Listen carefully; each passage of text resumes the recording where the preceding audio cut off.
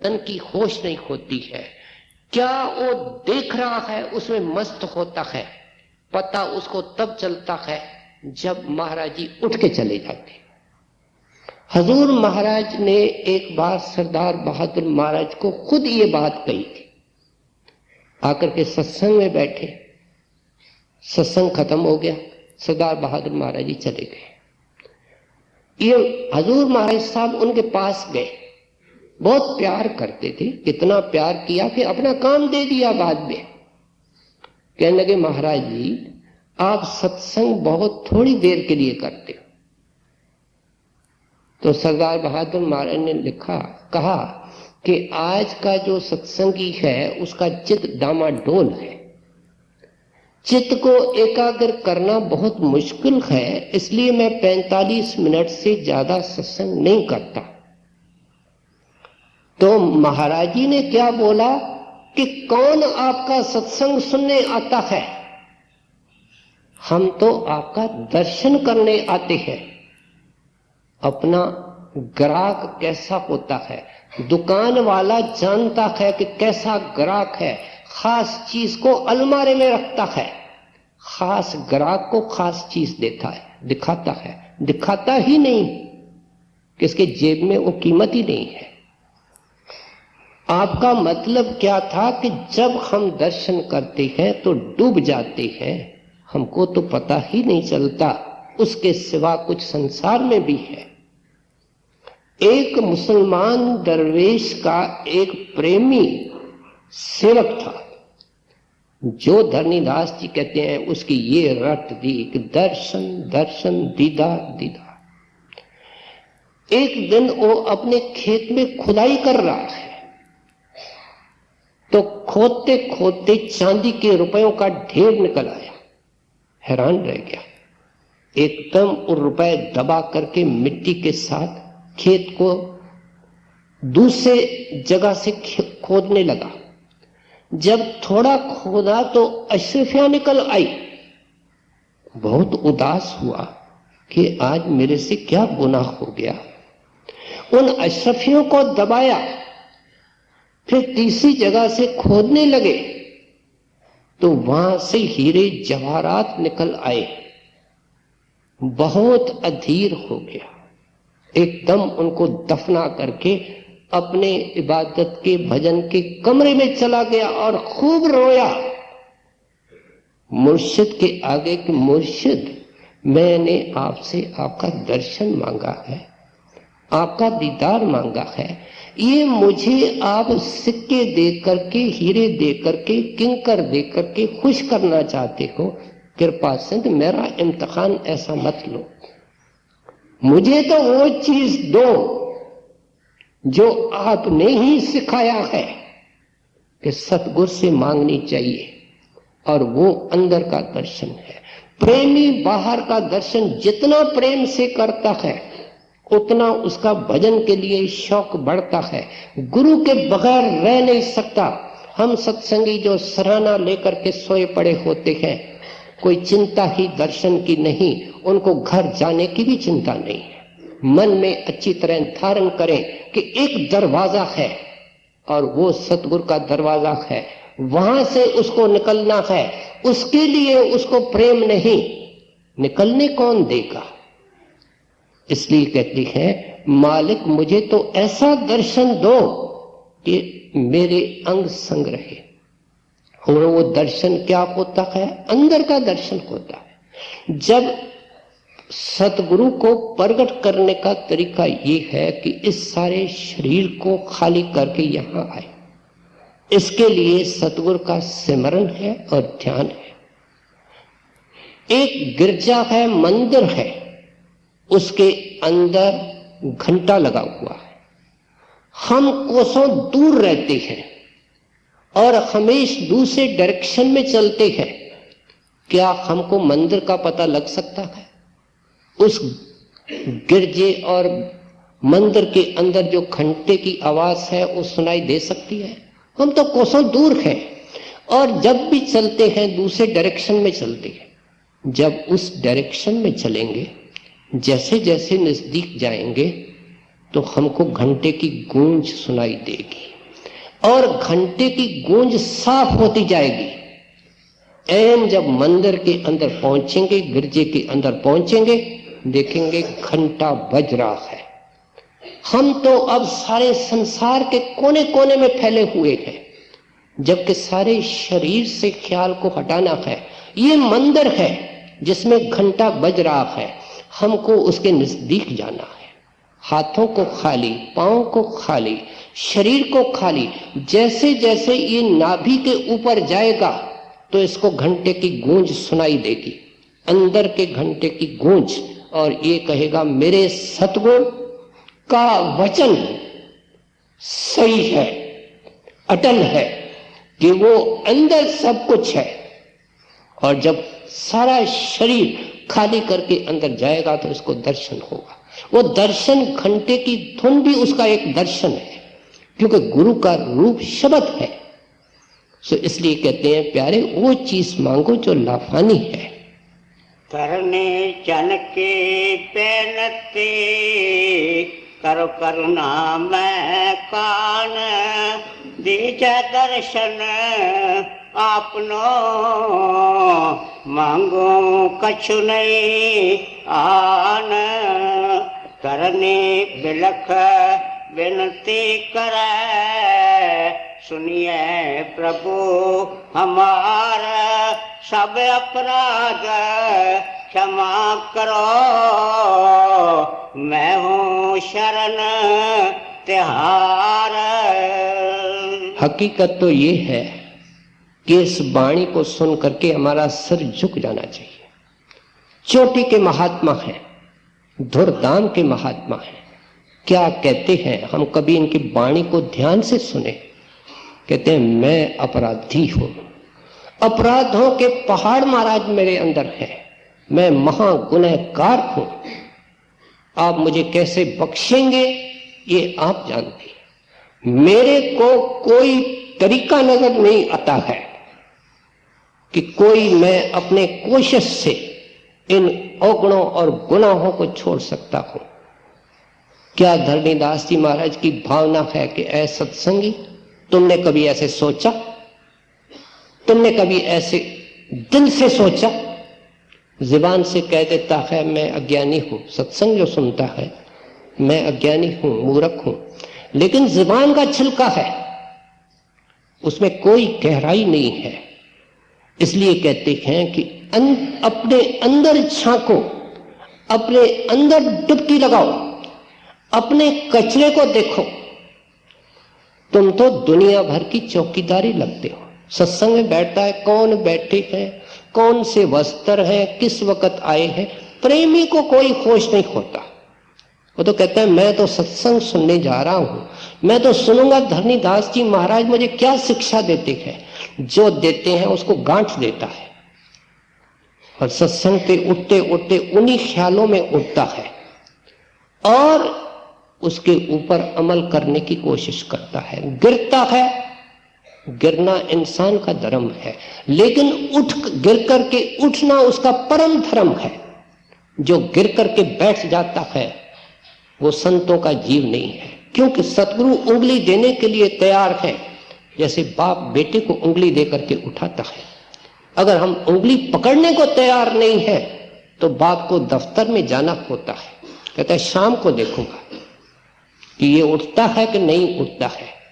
सो इसलिए आप कहते हैं कहां कहां तुम चौकीदारी कर रहे हो प्यारे, तुम अपने कचरे को तो देखो। है कोई ऐसी बहन जिसके घर के अंदर एक हफ्ता झाड़ू नहीं लगा? है कोई ऐसा भाई जो कहे मैं 15 दिन स्नान नहीं किया? लेकिन कोई शादी होती है, कोई गमी होती है, देखो कितने हमारे नागे होते हैं, आंखों के द्वारा देख रहे हैं, अंदर मैल लग रही है, कानों के द्वारा सुन रहे हैं, मैल जा रही है, इंद्रियों के द्वारा अनेक भोग लेते हैं, मैल जा रही है।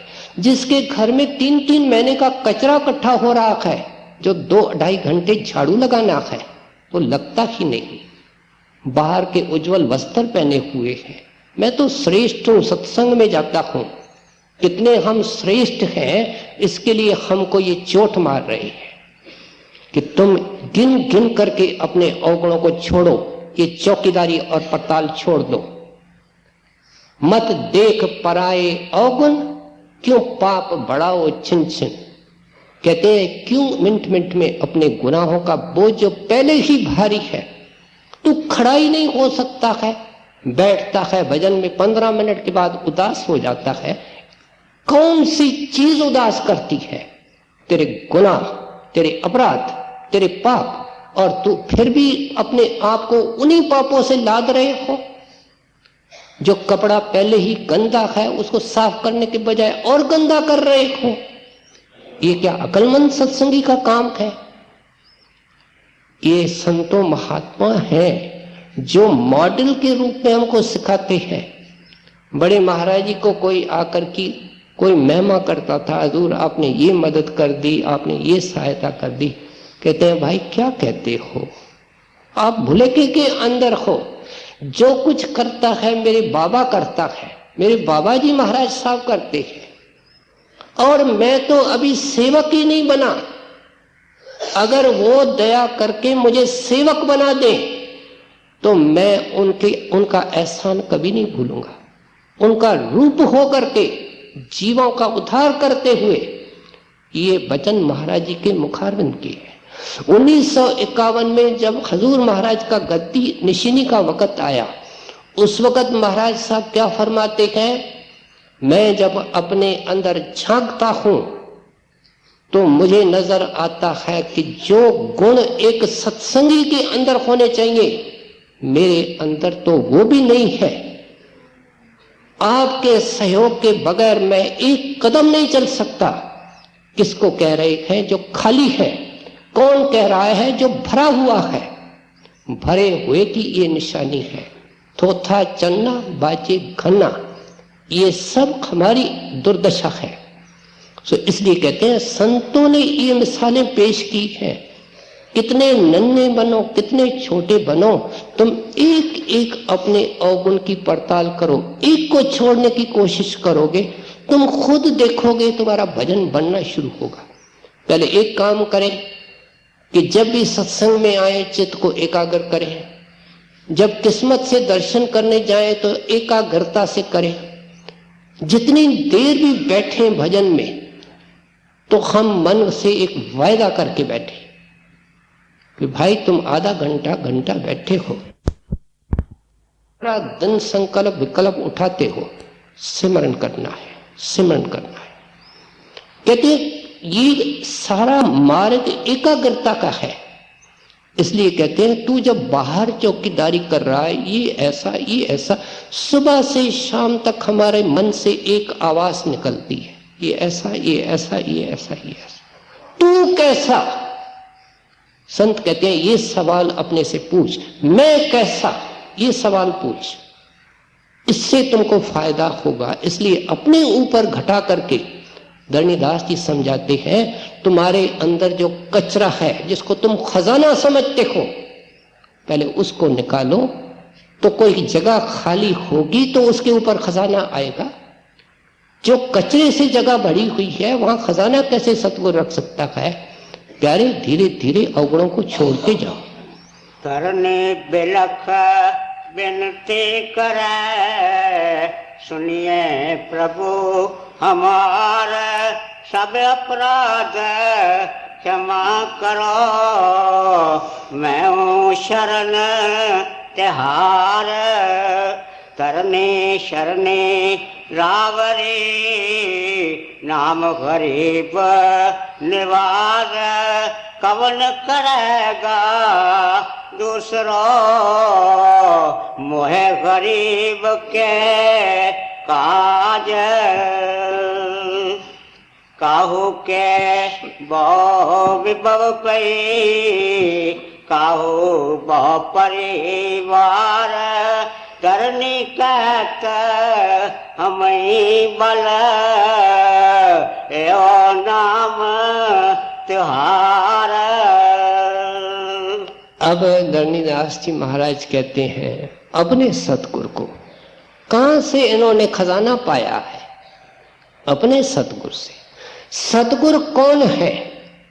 एक अनंत शक्ति है, एक अगम शक्ति है, एक परमेश्वरी शक्ति है जो सदा संसार में रहती है, किसी देह के अंदर रहती है, उस देह की महिमा हो जाती है। हिंदुओं में, मुसलमानों में, ईसाइयों में उसको हम सतगुरु कहते हैं। हम जब भी पाएंगे उस ईश्वरी शक्ति से पाएंगे, उस अलौकिक और अगम शक्ति से पाएंगे जो वक़्त के संत सतगुरु के अंदर बैठी है, और कोई और रास्ता ही नहीं है। आपने ऐसा पाया, गुरु नानक देव ने ऐसा पाया, गुरु अंगद साहब ने ऐसा पाया, बाबा जी महाराज ने इस तरीके से पाया, हजूर महाराज ने इस तरीके से पाया। ये तो हमारी हाल की मिसालें हमारे पास है, वर्तमान मिसालें हैं।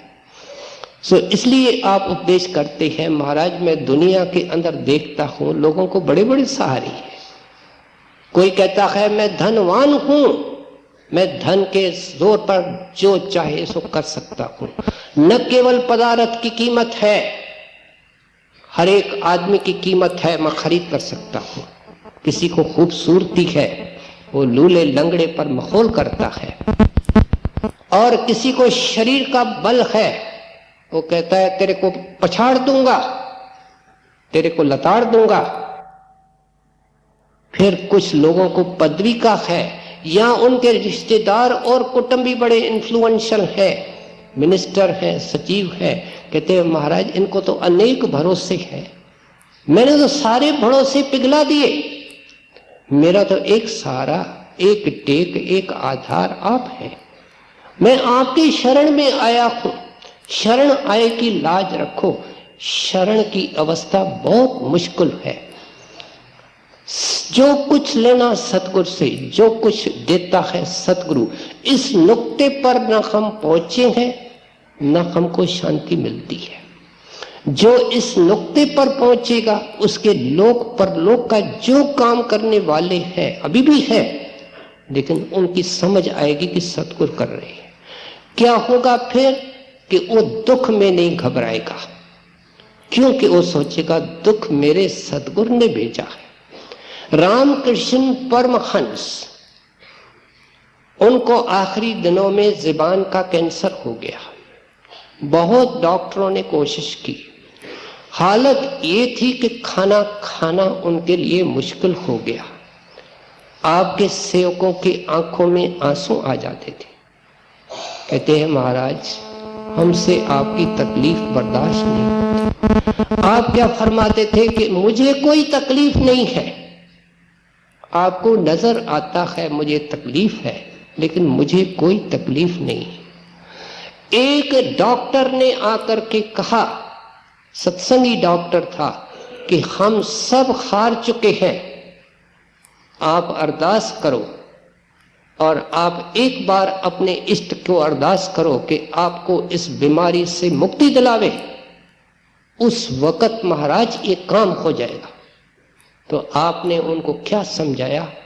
मैं इष्ट को कहूं इससे मुक्ति दिलाने, जो चीज मेरे इष्ट ने दी है क्या उसने गलती की है? वो अभुल है। उसने अगर दिया है तो सोच समझ के दिया है, और मैंने जिंदगी भर उसको किसी चीज के लिए अरदास नहीं की, मैंने केवल उनसे उनको मांगा है। मैं उनके पास जा रहा हूं, और आपके सामने भी ये आदर्श है कि अपने इष्ट से इष्ट मांगो और कुछ मत मांगो। इसलिए आप उपदेश करते, मैं तो आपकी शरण में आया हूं। महाभारत के अंदर एक छोटी सी कहानी है कि एक लंगड़ी बकरी थी। एक दिन जंगल में एक शेर जब उसको मारने आया तो बकरी बोली कि तुम तो जंगल के बादशाह हो, मेरे पांव टूटे हुए हैं, मैं कितनी दुर्बल हूं, और आप इस सारे जंगल के शहंशाह हैं, मैं कितना आपका पेट भर सकती हूं।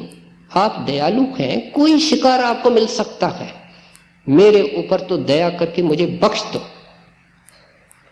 आप समर्थ हैं। शेर को दया आई, उन्होंने कहा कि बोल तेरे को और क्या तकलीफ है। बकरी बोलती है मैं लंगड़ी हूं, तालाब बहुत दूर है, पानी पीने को मजबूर हूं। उसने कहा ठीक है मैं प्रबंध करता हूं। शेर आए, शेर ने देखा एक हाथी आ रहा, हाथी को कहता है भाई देखो ये बेचारी पानी नहीं पी सकती है, तुम नीचे झुको, इसको अपने पीठ पर बिठाओ, पानी पिलाओ और इसको घर में छोड़ के जाओ, ये रोज सेवा करना। अब कोई ये कहानियां हुई नहीं है, ये इन महापुरुषों ने ये बताया है कि वो लंगड़ी बकरी कभी हाथी के पीठ पर बैठ नहीं सकती थी, उसने सिर्फ एक समर्थ की शरण ली थी। महाराज मैं तो एक छोटी निकम्मी बकरी हूं, आप बादशाह हैं, आपके लिए क्या कमी है, आप मेरे ऊपर दया करो, मैं आपके शरण में हूं, खा जाएंगे तो भी आपकी मर्जी है, बख्श देंगे तो भी आपकी मर्जी है। कहते हैं इस तरीके की शरण बना करके रखो, दुख में भी उसको याद करो, सुख में भी उसको याद करो। और दुख के अंदर सत्संगी कहता है कि मैं बैठ नहीं सकता, तो लेटे लेटे तो कर सकता है। सत्संगी देखेगा कि जब मैं लेटता हूं उस वक्त भी मेरे मन के अंदर एक श्रृंखला चलती है, गुनावरों की, संकल्पों की, आशाओं की, निराशाओं की। उसके बजाय क्या सिमरन नहीं हो सकता? उसके बजाय क्या हम उनका ध्यान नहीं कर सकते? उसके बजाय क्या हम कान में उंगली डाल करके शब्द को नहीं सुन सकते? केवल मन के बहाने हैं। कहते मन के घाट को बदलो, उनको परमार्थ के अंदर लगाओ, और वो तब होगा जब सुख और दुख दोनों गुरु का प्रसाद मान करके अडोल हो करके, कभी अधीर नहीं होना, सबर नहीं खोना, एक रास्ते पे सीधे चलोगे, उसके तरफ देखोगे, देने वाला भर भर करके किसी वक्त देगा। काहो के पावि पवपे काहो बा परिवार धरनी कहत हमें बल एहो नाम तुम्हार करनी पार उतार है करने किया पुकार साकेत बामन नहीं भला भगता भला चमार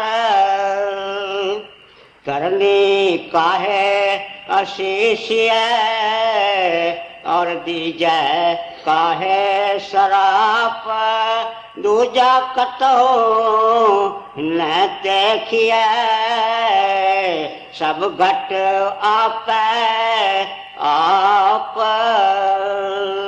बिल्कुल हर तरीके से परफेक्ट वाणी है।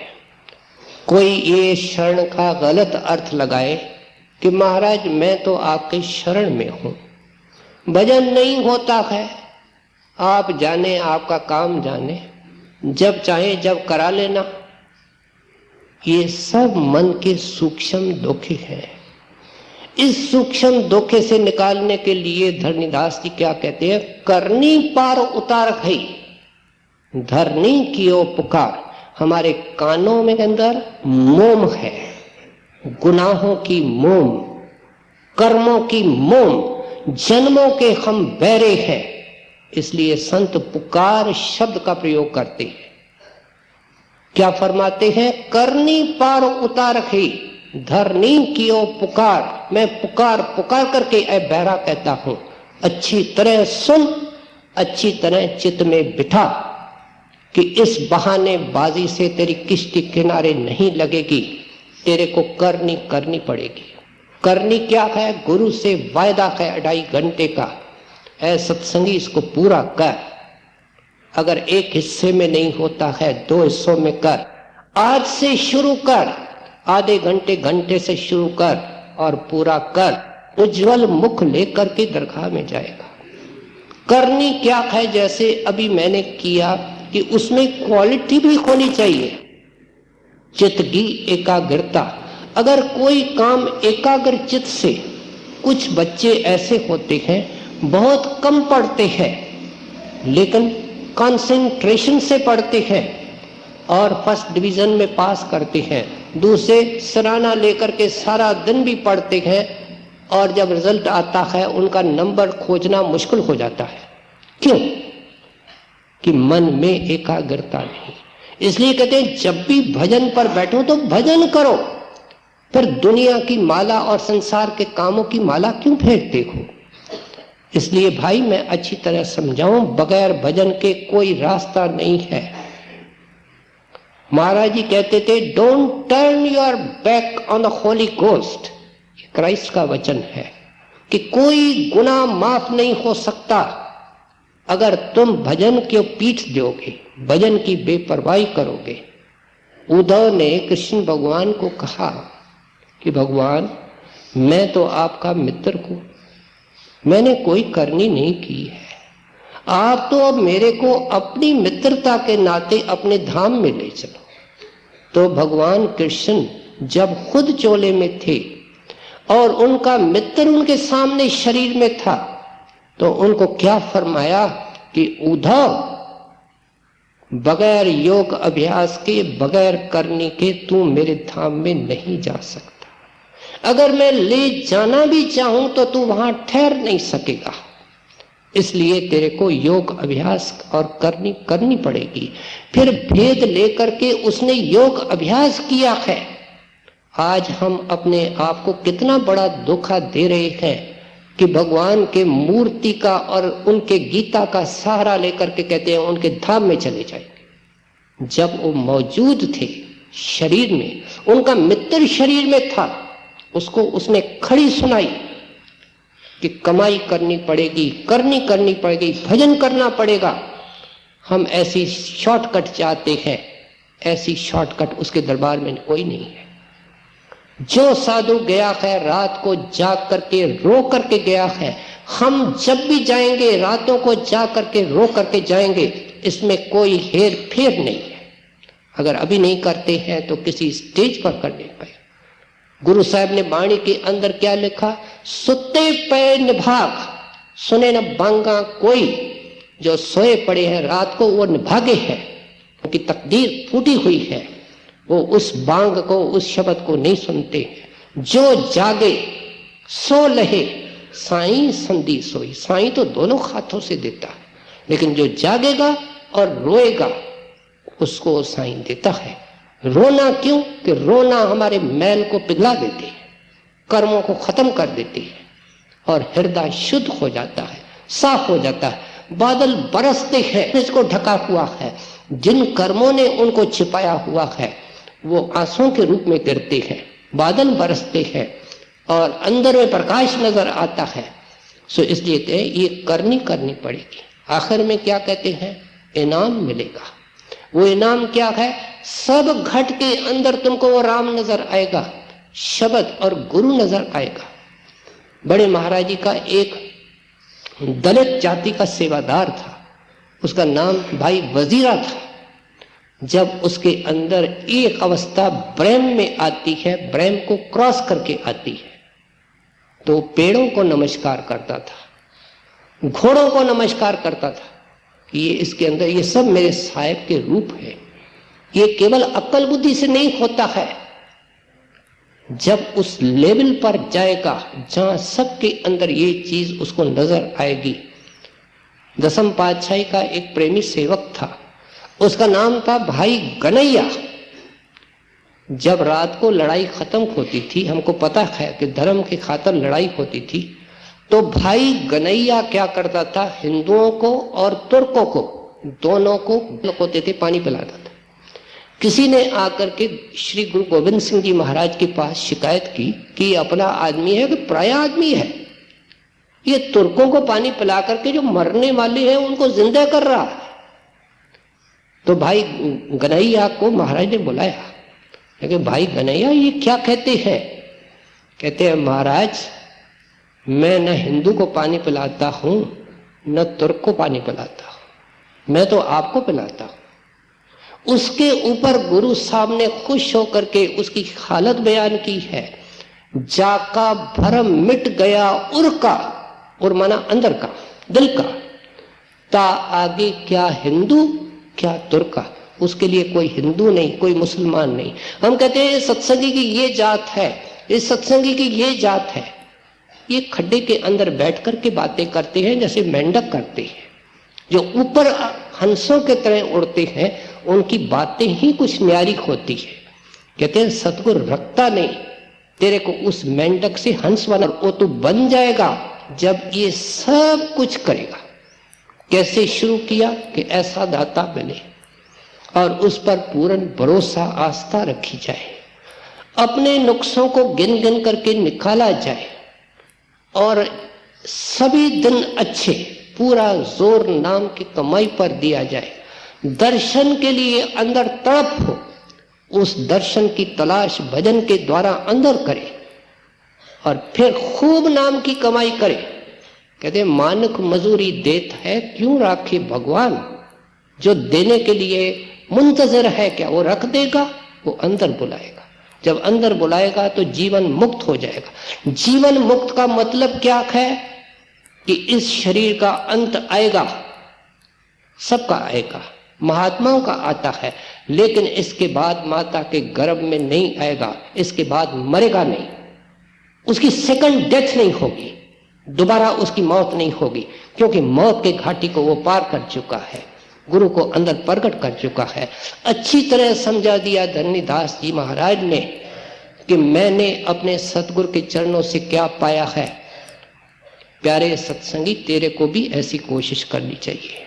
करने पार उतार है, करने की पुकार, साकित बामन नहीं पला, भगता पला चमार, करने का है आशीष है और दी जाए का है शराप, दूजा कतो न देखिए, सब घट आप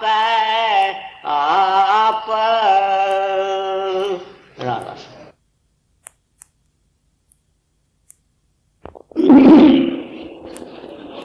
आज सोबे